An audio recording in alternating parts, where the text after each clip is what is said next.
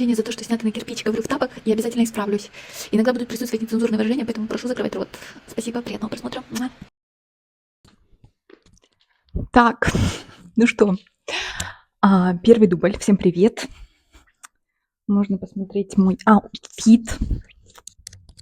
Мой пингвин, на самом деле, Паффин. В общем, зовут Паффин без имени Паффин. Блядь. Короче, сори. Я понимаю, что... One more time. В общем, привет. Меня зовут Таня. И это мое первое видео на YouTube. Вообще очень долгое время я мечтала о том, чтобы начать вести YouTube, и все никак не получалось у меня. И, казалось бы, знаете, на эти вот отговорки вот такие вот: хочу, но не делаю, если хочешь, то обязательно сделаешь. Я начинала стримить, даже что-то получалось немножко, но потом ушла. У меня была тяжелая жизненная ситуация, в общем. Я не находила спасения в стримах. Но вот это, вы знаете, творческая жилка, она вот до сих пор течет, не дает мне покоя. И только в 27 я решила начать этот влог. И знаете, просто столько уже было историй жизненных, которыми бы я очень хотела поделиться, вот этим опытом накопленным. Но каждый раз, я вот прям думала об этом, понимаете? Я думала начать блог, но каждый раз где-то не хватало мотивации и так далее. Ну и, короче, а потом ситуация когда проходит, этап твоей жизни проходит, и ты уже не такой заряженный, рассказывать, чем-то делиться. И, в общем, сейчас открылась новая глава моей жизни. И я подумала, почему нет? Почему вот именно сейчас не начать? Окей. Знаете, в 22 года я думала о том, что уже поздно начинать снимать тиктоки и так далее. Типа я пробовала. Там есть, конечно, отдельная история. Вот. В общем, сейчас открылась новая глава моей жизни. Так получилось, что я буквально недавно вышла замуж. Но не все так просто. У нас дистанционный брак, и я типа жду визу. И ждать мне ее где-то около года, может быть, больше. Что, конечно, не очень радует. Кое-какую вставку надо было сказать. Вы же со мной не знакомы. Прежде чем вот это все слушать дальше. Мой жених живет в Америке.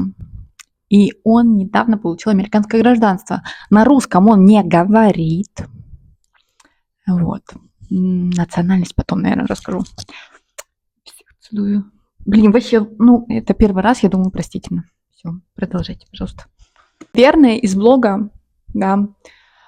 Наверное, вот, знаете, я видела как-то фразу, что вот если ты хочешь приходить, да, там, становиться блогером и так далее, ты должен отдавать что-то аудитории, да, своей.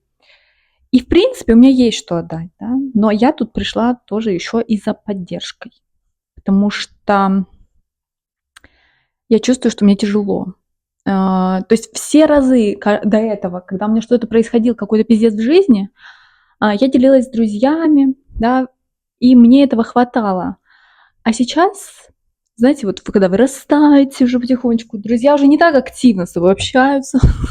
Ну и, в принципе, в общем, мне захотелось поделиться. Мне не хватает, в общем, этого живого общения. Я понимаю, что